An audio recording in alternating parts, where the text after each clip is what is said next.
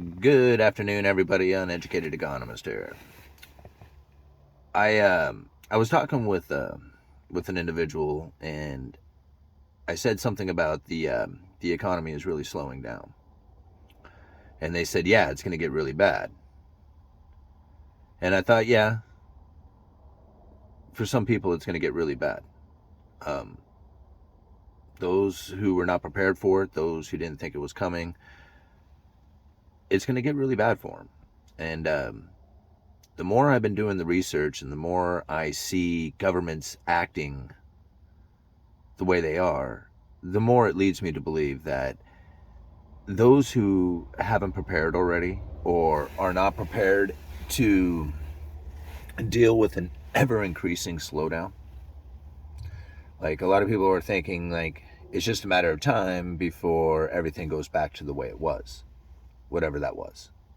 Like, I'm not sure how far back they want to go to make it the way they enjoyed it, like the economy. Um, I saw somebody saying no, houses are sitting on the market for 2 months. Has been sitting on the market for 2 months now, and I thought, is that a long time? I mean, 2 months. That wasn't a long time before.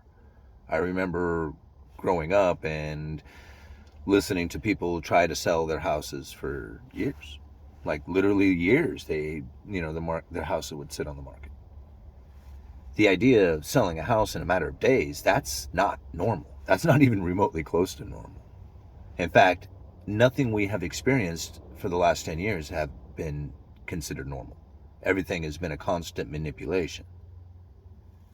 You think about Federal Reserve money injections through stimulus programs from the government. This isn't something that is typical of the way the economy is handled. I mean, this is new to our environment because of the massive amount of debts that we have taken on. Either they do the stimulus injections, the quantitative easings, or the whole system collapses. So we can know, I mean, I know anyway, that there is another one of these things coming at some point. It's just a matter of time. What that looks like, I mean, is anybody's guess. I mean, what it is that's going to trigger the excuse to try and stimulate the economy again, whether it's a financial meltdown due to toxic mortgage-backed securities, or if it's because of a COVID pandemic. I don't know. Maybe it'll be war, might be natural disaster, might be famine. I mean, you think about it. Think about the population growth that has taken place in India. I'll see if I have the article. 67,000 people were born in a single day. 67,000 people, one day, brand new.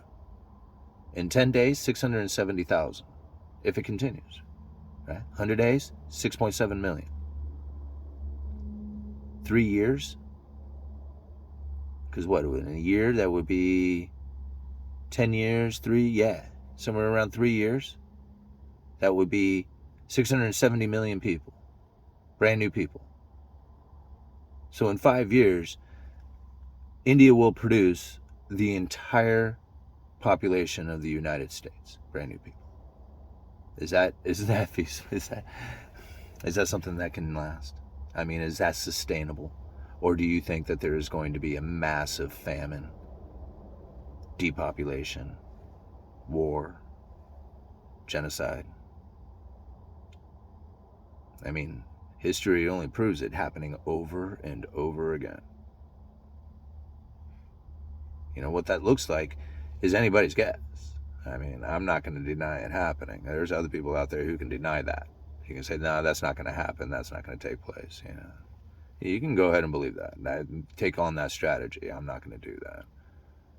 It's obvious to me that the population growth that has taken place in the Western societies is obviously not sustainable for maintaining the population. Just look at the article I'll leave down in the description. It's the video that we just recently done, talking about Japan is now in a critical crisis situation with the infertility rate, and how there is less people repopulating the older population, and now they can no longer function. Their society is going to collapse on account of this. If they don't do something, they're at a crisis situation by their own words. Yeah. You think about it, how do you prepare for that?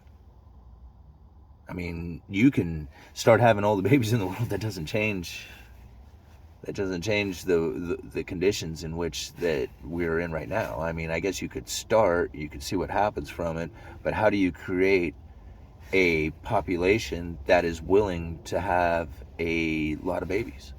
I mean, from what we learned in Cantillon's essay, a population that is most content being poor will have the biggest populations. It's no wonder why India is so populated.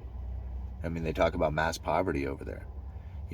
Over in China, they did away with having children. They were saying like one child policy, right? Well, what happened? Their standard of living really started to increase, and now what? Now they got population growth issues, and repopulating their society is going to be a critical condition for them. They have to do it.